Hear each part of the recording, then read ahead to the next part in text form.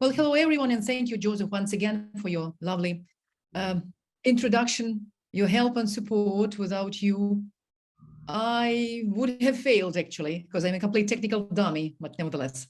At the very beginning, I should admit that for me, it's a great honor and a huge privilege to be presenting today to international audience of EFL professionals and to speak on behalf of Ukrainian educators and higher education specialists. This is, well, fantastic event and a brilliant opportunity to grow and to share and to grow together, to get higher together. Huge thanks to Trinity College London and Regent's University London for organizing this wonderful event and bringing us all together. That is very important in our turbulent times. Well, a few words about myself. My name is Oksana Tarubara, and I am from Ukraine. I represent the north of Ukraine, namely Chernihiv city. Chernihiv city is only 80 kilometers from the border with Belarus and 120 kilometers from the border with Russia. Along with two other Ukrainian cities, Sumy and Kharkiv, Chernihiv survived after the first Russian attack back in the February of 2022 and received the title of city hero. But still, it remains a northern fortress of Ukraine as North group of our military forces keep fighting off the enemy on the ground and in the air. Now, every day, we experience from 4 to 8 air raid alerts. Sirens are wailing around all the city, and we have to go to the shelter and to work from the shelter and to teach from the shelter. And most of our life is spent somewhere underground in the shelter. It's our new reality. But we shouldn't put our life on hold. Life goes on. And that is why I'm here, and that is why I'm trying to share the word about Ukraine and Ukrainians. Well, today, every Ukrainian is an ambassador of their country and their people made of steel. And I consider my major task to spread a word about it. So this is my city. It used to look like this. Amazing, wonderful, brilliant. But then the war came. And now even the children's playgrounds look like this. Well, now who I am, apart from being Ukrainian, from professional point of view, a bit of my background. Well, I'm a lecturer in the area of English for specific purposes, and I have a background in English language teaching at Taras Shevchenko National University Chernihiv Collegium. Holding a PhD degree in theory and methods of professional education, I work in foreign languages department of philological faculty. Well, in addition to my interest in teaching English at university level and supporting independent technology-assisted language learning of the student majoring in sciences, I have research interests in media literacy and information literacy. My most recent publications have been in the area of methods of teaching English for media literacy. I have a particular interest in studying disinformation, fake news, media propaganda in the current global context of instability and conflict. Well, being an ESP specialist, being a PhD in professional education, my main focus nowadays is media literacy, teaching and developing media literacy skills of my students, because this is the challenge of the time. This is the challenge and the challenge of the circumstances in which Ukraine and Ukrainians are right now. Well, the Russian war against Ukraine has drawn attention to the critical role media literacy and critical thinking play for fighting massive propaganda and disinformation. Let us face it, many of us used to believe that manipulation is so obvious, primitive, and at times even ridiculous, that it's not the problem for us. It's very easy, we thought, to find it, to reveal it, right? Not to believe it. But current state of things in the world reveals the vulnerability of human civil sanity and demonstrates that more attention needs to be paid to it. In this talk today, I will share my experience of transforming ESP syllabus due to unprecedented circumstances and the needs of university students in the wartime. I will reflect on the ways in which language education could incorporate the teaching of media literacy as a core life skill, from acquiring military and war-related vocabulary to recognizing verbal manipulation techniques, fake news, and hate speech in the media. I will also tell you about two projects which we have implemented at our university, which are called Denazification Project and Time Diaries, because this is something I'm proud of and I want to share with the audience. Well, a media literate person is inquisitive and curious about media content they consume, is able to analyze and evaluate the media message, to raise the right question, to stand up to the toxic nature of fake news and disinformation. And what's more, a media literate person takes responsibility for producing and spreading information in the media. So not only consuming information, but producing and being responsible for sharing it. So that must be wise and responsible. In relation to it, the title of my talk today is ESP or EAC, Teaching Media Literacy in the Wartime.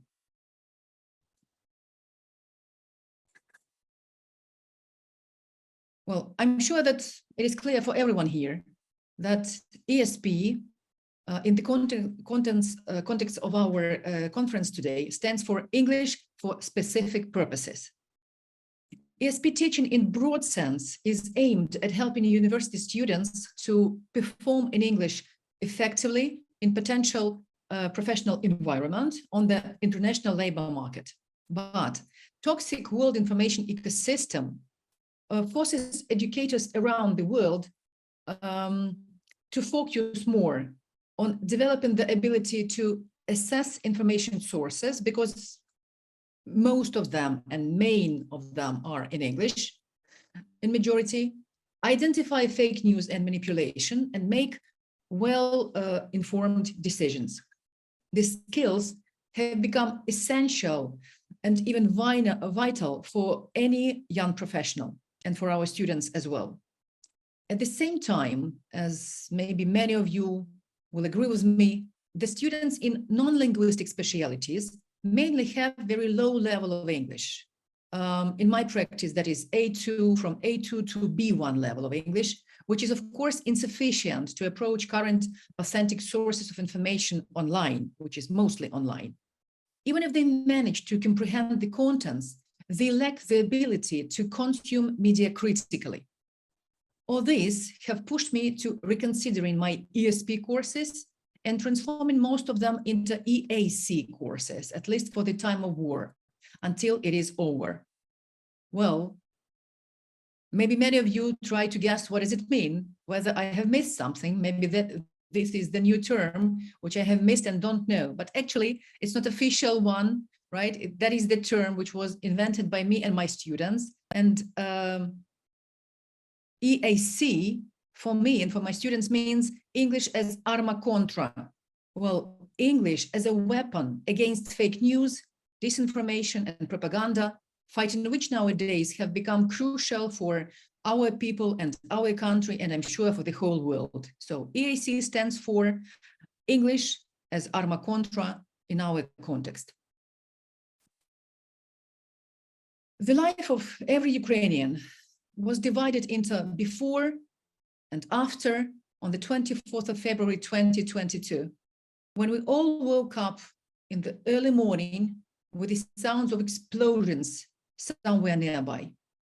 Everyone rushed to turn on TV or reached out for the smartphone to scroll the newsfeed of social media or YouTube, and got to know that Putin declared crusade against Ukrainian Nazis. Well, none of his arguments in that address at the very first moment of war stood to serious scrutiny to any sane human. despite its monstrous absurdness, the war began and it's still in progress. Of course, it goes without saying that educational process stopped at that time. We didn't have opportunity to teach, to work. We had to survive somehow. But when universities resumed their work at the end of March, at the beginning of April 2022, of course, online, there were no possibilities to work face-to-face, to work offline, only online. The first question my students wanted to know the answer for was, Oksana Anatolievna, why did the war begin? What do demilitarization and denazification mean? For some of them, it was even difficult to pronounce those words. What is the difference between nationalism and Nazism? Who are Ukrainian Nazis? Who has ever seen them? What do they look like? For us, this term was absolutely new. We have never seen in our life Ukrainian Nazis, and somebody from the screen of TV, right? Somebody from YouTube channel is saying that they are going to kill Ukrainian Nazis, right? And to free us from Ukrainian Nazis. But who are they? What are they? What do they like? What do they look like? Sorry. Well, media was and is full of narratives coming out from the Kremlin and brainwashing the whole world, not only my students and me. Ukrainians are not exception. And being just an English teacher, I had to find out the answers to questions of my students. I'm not official, I'm not authority, I'm just an English language teacher, but I had to answer the questions of my students. Together with them, we started exploring, comparing, digging deeper, and as most media is in English, of course. Our goal was to analyze the nature and meaning of the word denazification, its main derivatives and their connotations, study the sources of its appearance as a tool to justify the monstrous invasion to Ukraine and its role in Russian propaganda. So it was one of the students, of my students' initiative to analyze the speech of Putin and investigate whether and how the derivatives of the words Nazi and nation in general and denazification in particular were used and with what purpose. We referred to the official sources and to the one who brought this ridiculous term to life. The source of data in our study was the official website of the President of Russia, Kremlin.ru, and same name YouTube channel, which broadcasts and streams addresses and commentaries of President of Russia, Vladimir Putin. On the early morning of the 24th of February, 2022, the channel published the address of President of Russian Federation, which was 28 minutes, 3 seconds long. It has neither reactions, positive or negative, or commentaries, as these features are turned off. Nobody is interested in the reaction of public. As English auto subtitles are available and many international news outlets published the speech in English as well, it was obviously watched by a huge amount of English-speaking people around the world. For this study, we used English version of the speech transcript on the official website, which contains 3,756 words. Of course, we had to choose appropriate methods for this research to investigate it as deep as possible from different perspectives, from different points of view. And in this research, we use the following methods. Well, linguistic, textual, psycholinguistic, and discourse analysis. Linguistic methods such as lexical, semantic, phonological, and argumentation analysis helped us to identify the meaning of the words and their substitution, to consider word sense disambiguation, to clarify the meaning of certain words or expressions in the text and in the context. Psycholinguistic analysis help to detect the ways and techniques of affecting psychological and emotional state of target audience to clarify the meaning of certain words and expressions which created a negative associations using archetypes of World War II.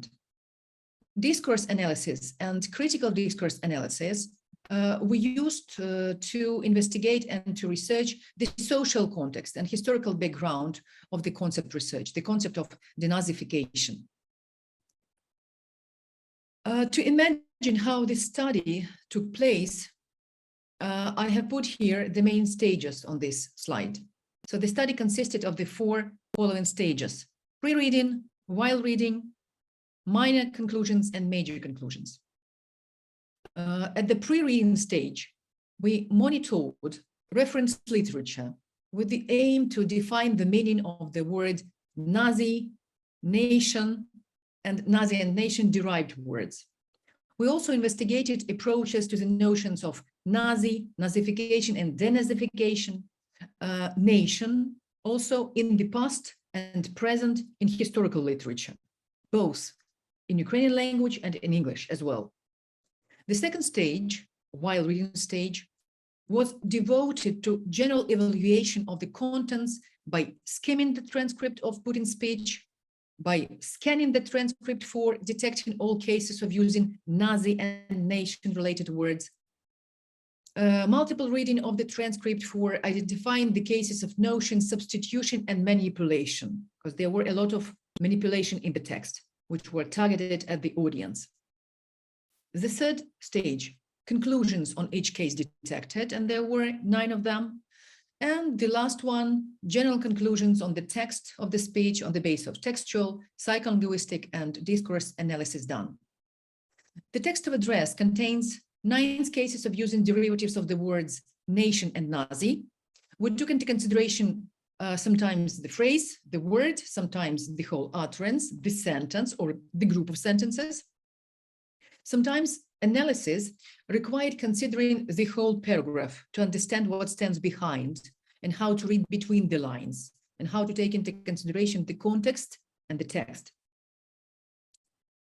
Well, the research took a series of lessons. It required individual, pair, and group work, as well as facilitation from the side of the teacher, because sometimes that was difficult for the students to grasp the vocabulary, the grammar, or maybe the style of the utterance. So I facilitate the group discussion as a teacher of English. Finally, the research done, which was the result of our common work with the students, the research done allowed us to reveal that Nazi-derived words and the term denazification were systematically and purposefully used in Putin's speech with the following aim, with the following purpose: to demonize Ukrainians and Ukrainian government, to put the equal sign between Ukraine and Ukrainians and all evil of the world, to build negative associations based on Second World War archetypes. So something which happened many years ago, many decades ago, must be associated somehow and linked together with the monstrous invasion of Russia to Ukraine nowadays. And they succeeded in it, actually, they succeeded in it.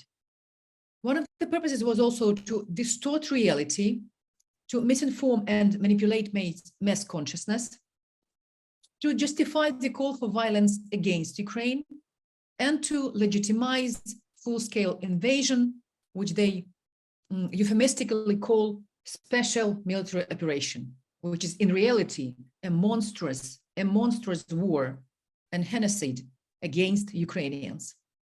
We shared the results of our research at the faculty, among the students and the staff of our faculty, shared it in media networks and in social networks, and received a huge positive feedback. For my students participating in the project notion of denazification was an eye-opening moment.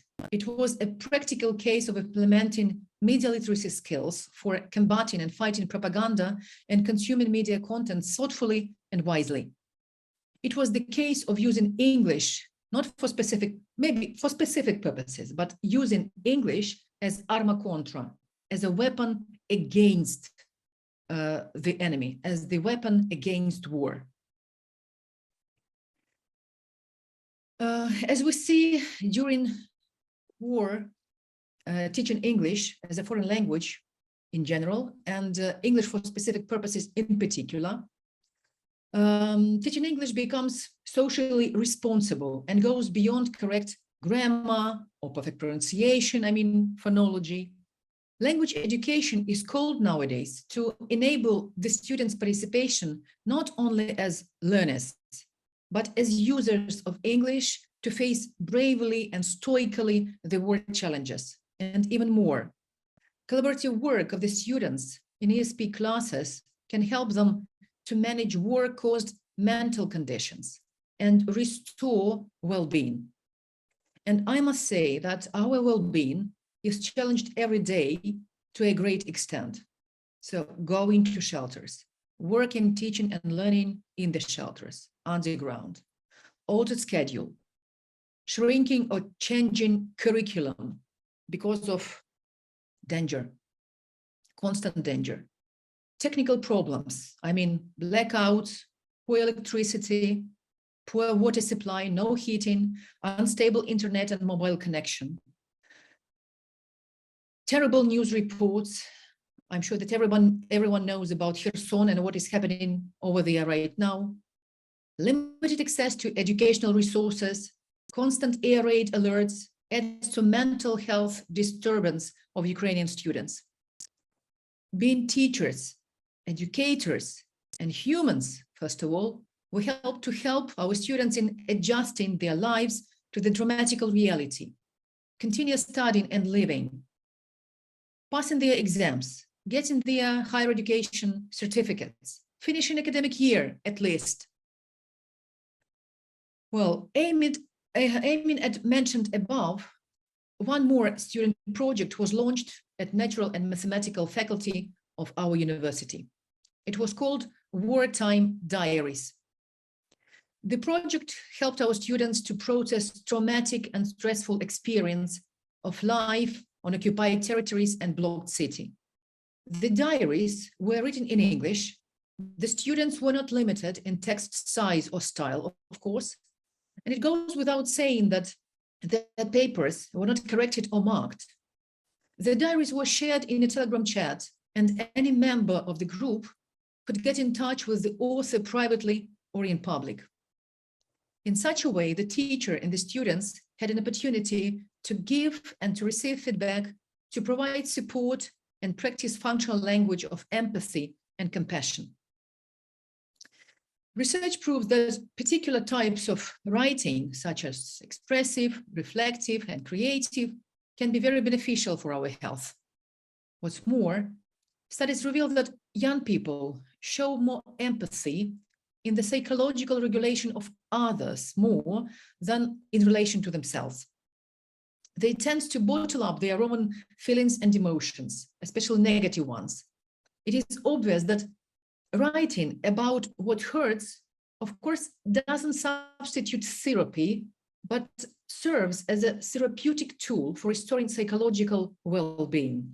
And it is also our aim to help them, even at English language lessons, in English language classes, to restore well-being, psychological well-being, and normal state of mind.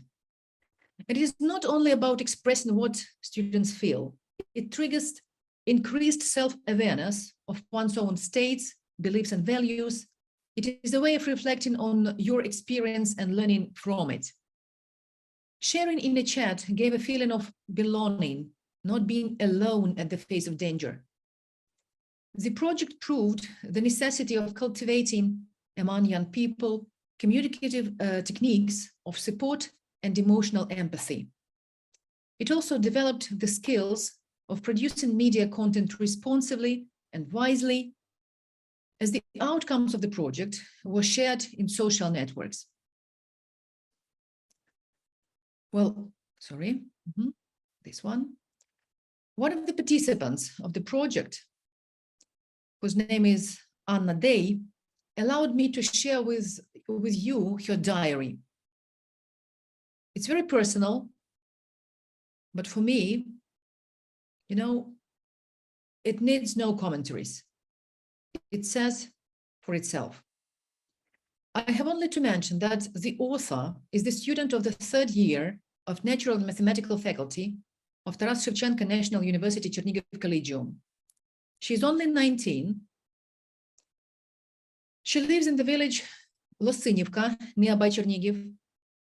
Her village was occupied by Russians from the first days of full-scale invasion from February the 28th to the 5th of April, 2022. The houses of local people were searched by Russian soldiers, by Russian military forces, and the locals were prohibited under threat of death to use mobile phones or go online, not to know any news. Under such tremendous risk, Anna kept attending classes online and English language classes as well. Nobody forced her, but that was her desire and her wish to attend the classes online, because for her, as she said, it was the only way to stay sane and not to go crazy, not to die because of fear, actually. Here is her diary. I preserved the text of the original, without changes or alterations. Any types of language mistakes were taken into consideration. And let me share the screen with you. Now I'm going to read to you some extracts from her diary, because that is just a heartbreaking thing. Hello, dear diary. I'm writing to share my feelings with you. My life has changed dramatically since February the 24th. On the day, my mom woke up saying the war has begun. I thought there was something wrong with my eyes. The world around turned gray. At that very moment, I grabbed the phone and started calling my friends and my boyfriend. People's reaction was very different. Some were already trying to escape, hide somewhere. Others didn't want to believe it was war. But for me, everything was clear at once. And even now, I still don't believe that summer comes in a week, as every day for me now is February the 24th. These are the last pre-war happy photos taken on February the 23rd, on the eve of war. Dear diary, I want to share how I lived during the first days after February the 24th. My sister and I love to spend time together. We often go out and occupy a lovely bench at the gates of our household to have a chat and watch the passers-by. That day, we followed this tradition as well, and the very moment we left the yard, there came a terrible, thunderous sound. I am lost for words to describe how scary it was. The whole life flashed back in my head. It seemed as if a missile was going to fall down right on us. The sound was terrible and so close. After that, every sudden and loud noise makes me flinch. I just can't control it.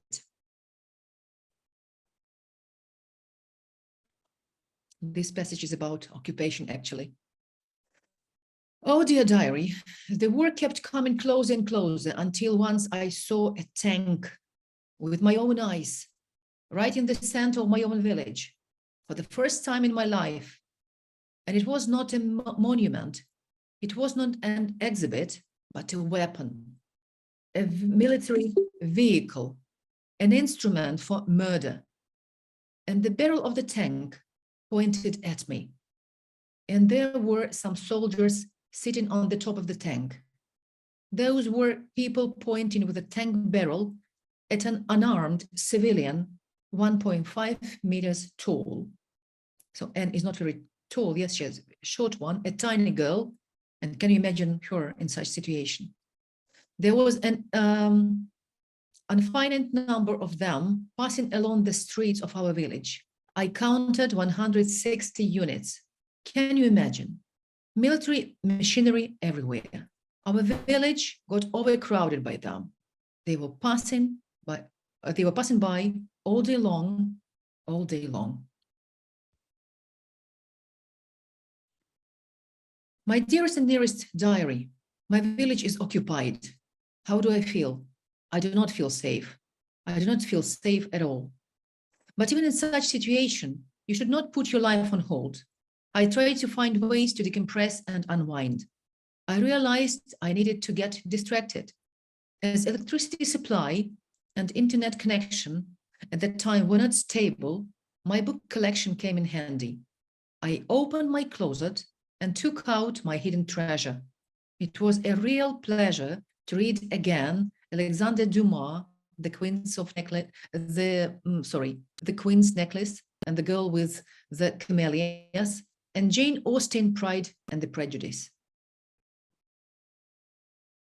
And here comes her consolation. Dear diary, I want to introduce my furry friends to you. These cats became my consolation. I have 3 of them. This is Romashka, this is Manyunya, the photo together with Anna. It is the daughter of Romashka, and it is Kuzya. It is my sister's cat because it doesn't obey my commands and doesn't follow my instructions. How come? You see, this girl even preserves the sense of humor in such a terrible situation. She continues to tell us about her cats as a way of consolation. My cats love boxes, small boxes, big boxes, all boxes. Once one of them even reached the box on the top of a wardrobe. It was too small for him, but he managed to squeeze in and have a nap there. He looked very pleased and happy. Once I took a picture of him sitting comfortably in a box. He looked like a driver at a wheel. I decided to illustrate my idea with some graphics. Here is the graphics. And here is Anna hugging her cat. And she admits that when she hugs the cat, she feels better. Not only cats she possesses, but some other pets as well. Dear diary, there's something else worth your attention in my house. Fish. They live in an aquarium. They're also my pets. There are the adult ones as well as the small ones. The small ones can't live together with adults for the reason that the big fish can eat them. That's why I bring them up separately. So cats, fish, what else? Flowers of life. Dear diary, remember that you always need to seek positive moments in life, but sometimes it is necessary to create such moments by yourself. Look how I managed to do it. I planted flowers. Some flowers are called pensiflowers and others are gazania. They look like a giant daisy or a small sunflower. The cats are enjoying the flowers as well, together with Anna. One more anti-stress. Hey diary, do you know any other ways to feel well and not to go nuts? It may seem weird to you, but it is sports to me. I must admit it was hard to start. I had to force myself at the beginning, but then I took to it and it was great. I feel so much better doing sports. It helps me to reduce anxiety and stress and get rid of all worries and fears. I started practicing yoga and I highly recommend it to you. And the last thing on which she finishes her wartime diary, love, support, mindfulness. It is all about Ukrainians. I believe that support is very important now. It can be both a word and an action. We have to help each other. My diary. I would like to tell you about my support. It is love. It is my boyfriend. I'm very grateful to him. I did not feel lonely with him. He was constantly trying to cheer me up by telling some jokes, so I wasn't I wasn't so sad. He has a calm voice and I like it. Talking to him was taking away all my worries. And on this positive note, I want to wish everyone to have eternal love. I want every single person to meet a soulmate who will bring much support and delight. And of course, I want peace to come. The war is still not over. And even though my village has been already liberated, there is plenty of Ukrainians suffering all over Ukraine. They need much help and understanding. I wish I could reach out to all and everyone and find words needed and give all my love and support. Now, when I have lived those terrible moments of war and experienced its fears and sorrows, my soul bleeds for the people in the zones of active military actions. I don't know them, but I can feel them, and it breaks my heart. Well, let me return to my presentation.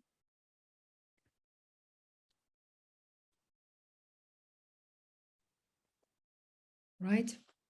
You see, 19 years old girl shared with us her experience of living in occupation, surviving in occupation, and finding resources, inner resources to survive, not go insane. And she even ready to help the whole world and to help Ukrainians to survive in these monstrous circumstances in which we are now. All right, this is actually all from my side. The presentation is over. I wish all the wars on the planet were over and never happen. All sane and normal people are united in their desire for the peace and stability. Teaching English is not only about teaching language skills, it is also about teaching to be human. I call on every ESP and EFL professional to use the language as arma contra, as a weapon against war and evil. Glory to Ukraine. Thank you for your attention. And here are my acknowledgements. My huge thanks goes to organizers of this wonderful conference, Trinity College London and Regent's University London, and to my beloved students of the second and the third year of study of Taras Shevchenko National University, Chernihiv Collegium. You are more than welcome with your feedback and the questions. The questions are highly appreciated.